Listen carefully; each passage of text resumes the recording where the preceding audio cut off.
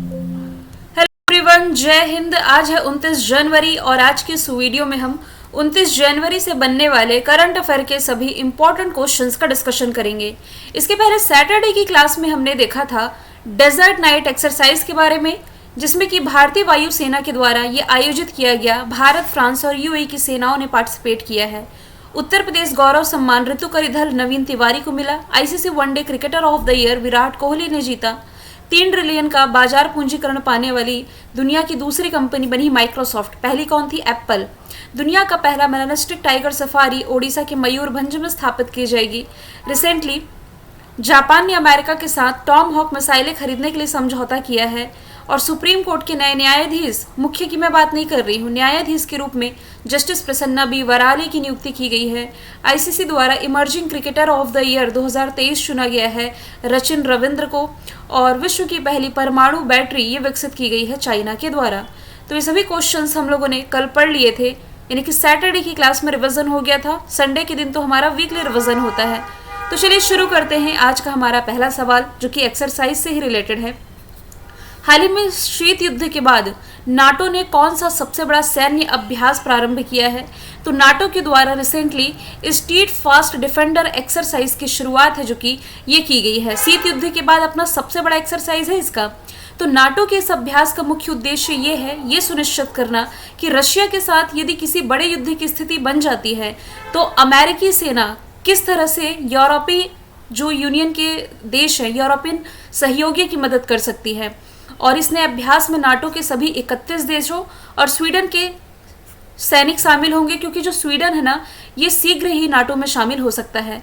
मैंने यहाँ पर नाटो टर्म ऐसा नहीं है कि पहली बार बता रही हूँ आप लोगों को, नॉर्थ अटलांटिक ट्रीटी ऑर्गेनाइजेशन, इसका हेडक्वार्टर आप याद रखें, ये ब्रुसेल्स बेल्जियम में है। और यहाँ पर 31 मेंबर कंट्री क्यों कह रही हूँ मैं? क्योंकि अभी पिछले ही साल इसका 31वां मेंबर कंट्री जो बना है, ये बन गया है फिनलैंड। ये वही फिनलैंड है जो कि दुनिया के सबसे खुशहाल देशों की लिस्ट में टॉप पर रहता है और इस बार भी टॉप पर है। हालांकि भारत इसमें 126 प्लेस पर रहा है। क्या भारत नाटो का मेंबर है? तो याद रखें, भारत नाटो का मेंबर नहीं होगा। हालांकि एक्सरसाइज का डिस्कशन आया है, तो रिसेंटली भारत की इजिप्ट के साथ जो एक्सरसाइज हुई है, इसका नाम है साइक्लोन डेजर्ट नाइट एक्सरसाइज। अभी मैंने सैटरडे को ही पढ़ाया था, वायुसेना के द्वारा ये कंडक्ट कराया गया, जिसमें कि भारत और फ्रांस की सेनाओं ने पार्टिसिपेट किया ही। इसके अलावा इसमें पहली बार यूएई भी शामिल हुआ है, जबकि भारत और अमेरिका के बीच होने वाली एक्सरसाइज में वज्र प्रहार आप पढ़ते हैं। अगला प्रश्न है, हाल ही में बच्चों के लिए दुनिया का पहला मलेरिया वैक्सीन कार्यक्रम किसने प्रारंभ किया है? तो ये रिसेंटली प्रारंभ किया गया है कैमरून के द्वारा, जो कि एक अफ्रीकी कंट्री है। बच्चों के लिए दुनिया की पहली मलेरिया वैक्सीन अफ्रीकी कंट्री कैमरून ने प्रारंभ की है। मलेरिया की वैक्सीन का नाम है मॉस्किवरिस और इसे ऑक्सफोर्ड यूनिवर्सिटी के द्वारा बनाया गया है। ये मलेरिया की दुनिया में पहली वैक्सीन है और ये सिर्फ बच्चों के लिए है, याद रखें आप। अब यदि मैं बात करूँ केप वर्डे की, ये भी अफ्रीकी कंट्री है। ये हमने करंट अफेयर में पढ़ रखी है। क्या पढ़ा था हमने? कि मलेरिया मुक्त अफ्रीका का ये तीसरा देश बना है। तंजानिया से आप रिलेट कर सकते हैं माउंट किलिमंजारो। माउंट किलिमंजारो ये अफ्रीका की सबसे ऊंची चोटी है। जैसे दुनिया की सबसे ऊंची चोटी आप पढ़ते हैं माउंट एवरेस्ट नेपाल में, सेम वैसे ही तंजानिया से माउंट किलिमंजारो आप याद रखें। और मिस्र के साथ भारत ने चक्रवात अभ्यास का आयोजन पहली बार किया था, ये याद रखना है। मिस्र के राष्ट्रपति अब्दुल फतह अल सीसी, ये लास्ट ईयर रिपब्लिक डे में मुख्य अतिथि थे, इस बार फ्रांस के राष्ट्रपति हैं। वही डिस्कशन आ गया। 75वें गणतंत्र दिवस की थीम क्या है?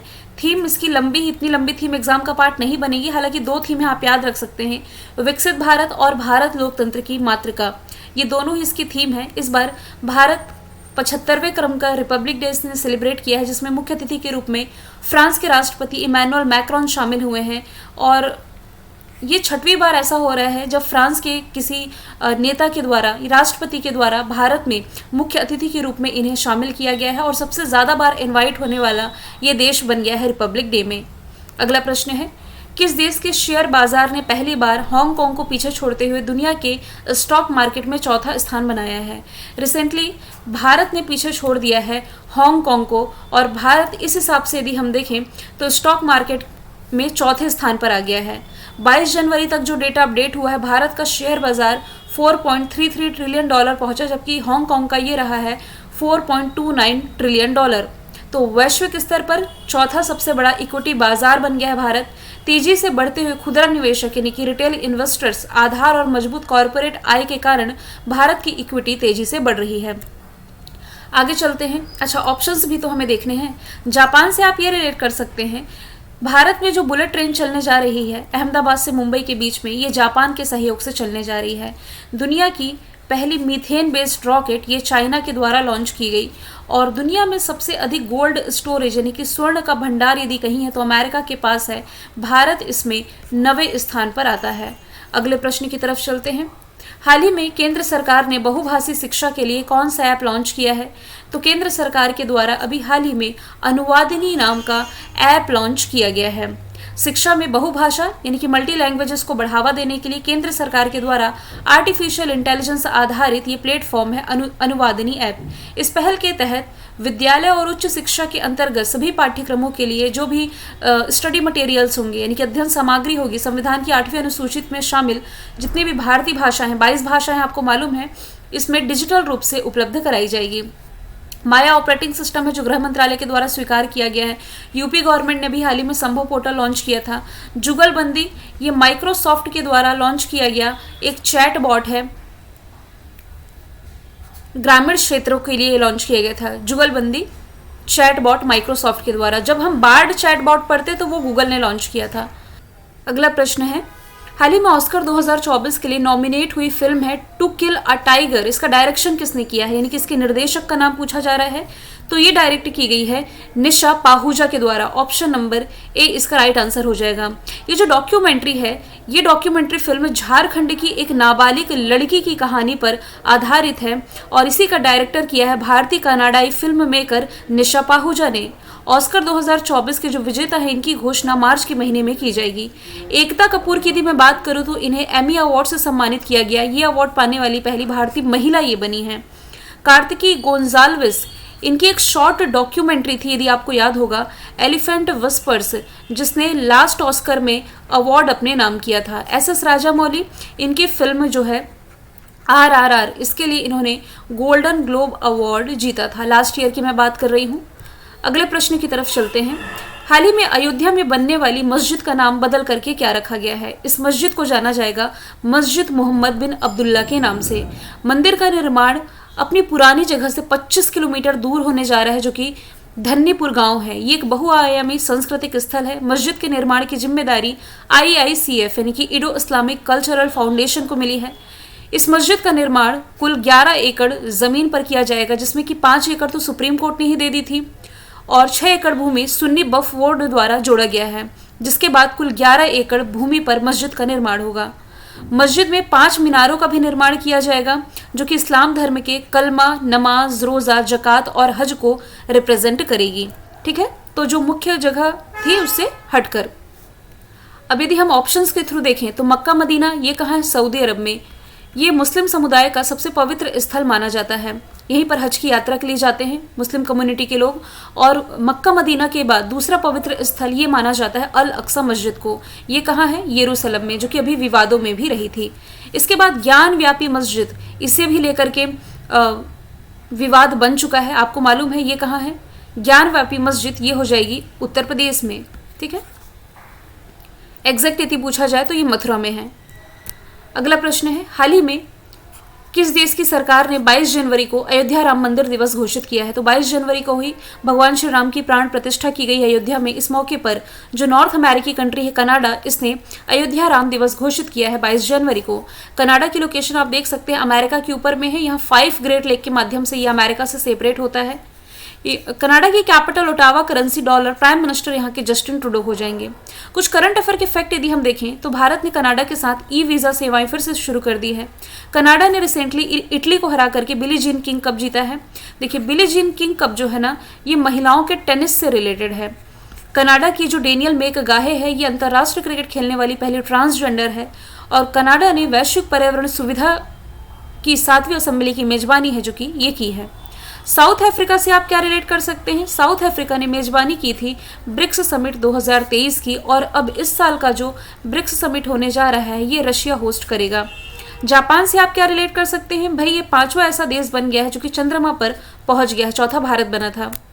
अगला प्रश्न है, हाल ही में किस देश में पहला अल्कोहल स्टोर खोला जाएगा? तो पहला अल्कोहल स्टोर है जो कि सऊदी अरब में ओपन होने जा रहा है, इसकी कैपिटल रियाद में। यह स्टोर गैर मुस्लिम राजनयिकों को विशेष रूप से सर्विस देगा। इसके लिए ग्राहकों को एक मोबाइल ऐप के जरिए रजिस्ट्रेशन कराना होगा शराब खरीदने के लिए और विदेश मंत्रालय से क्लियरेंस कोड प्राप्त करना होगा। ग्राहक सीमित मात्रा में शराब यहाँ पर खरीद पाएंगे। अरब प्रायद्वीप का सबसे बड़ा देश आप देख सकते हैं सऊदी अरब, इसी की कैपिटल है रियाद, करेंसी रियल। यहाँ के जो किंग हो जाएंगे ये हो जाएंगे मोहम्मद बिन सलमान। ऑप्शंस के थ्रू यदि हम देखें तो किर्गिस्तान ना, इसने कुछ समय पहले ही स्नो लेपर्ड को क्या घोषित किया है, अपना राष्ट्रीय प्रतीक घोषित किया है। जापान से आप क्या रिलेट कर सकते हैं? एक तो बुलेट ट्रेन मैंने बता ही दिया है। इसके अलावा अभी हाल ही में ये पांचवा ऐसा देश बना है जो कि चंद्रमा पर सफलतापूर्वक पहुंच गया है। श्रीलंका से आप ये रिलेट कर सकते हैं, एक तो मित्र शक्ति एक्सरसाइज, और अभी हाल ही में SBI ने अपना ब्रांच ओपन किया है इसी श्रीलंका में। ठीक है, आगे चलते हैं। सुलभ इंटरनेशनल के संस्थापक जिन्हें पद्म विभूषण मरणोपरांत से सम्मानित किया जाएगा, इनका नाम, तो लास्ट ईयर ही इनका निधन हुआ है, बिंदेश्वर पाठक इनका नाम आप रिलेट करेंगे। सुलभ संचालय के ये जिनकी शुरुआत भारत में स्वच्छता को बढ़ावा देने के लिए इन्हीं के द्वारा की गई थी। इन्हें मरणोपरांत पद्म विभूषण अवार्ड से सम्मानित किया जाएगा जो कि भारत का सेकंड हाईएस्ट सिविलियन ऑनर है भारत रत्न के बाद में। MS स्वामीनाथन की यदि मैं बात करूं तो इन्हें हरित क्रांति के जनक के नाम से आप जानते हैं। इनका भी हालांकि कुछ समय पहले ही निधन हुआ है। तो हरित क्रांति, भारत में हरित क्रांति के जनक मैं कह रही हूँ। राकेश झुनझुनवाला की मैं बात करूँ तो इन्हें शेयर मार्केट के बिग बुल के नाम से जाना जाता था, इनका भी निधन हुआ लास्ट ईयर। जमशेद जी ईरानी, इन्हें स्टील मैन ऑफ इंडिया के नाम से जाना जाता था, इनका भी कुछ समय पहले ही निधन हुआ है।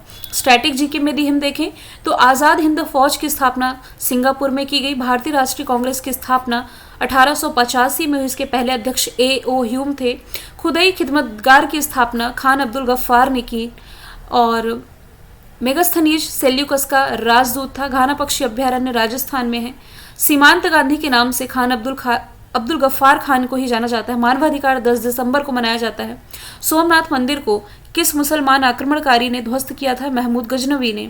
भाखड़ा नागल बांध किस राज्य में है? पंजाब में। और हरिजन शब्द ये महात्मा गांधी के द्वारा दिया गया था।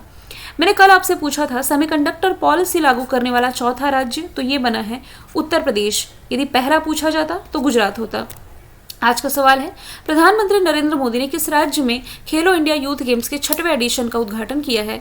तो आंसर इसका आप कमेंट बॉक्स में बताएं। फिर हम मिलेंगे नेक्स्ट वीडियो में। Thank you so much.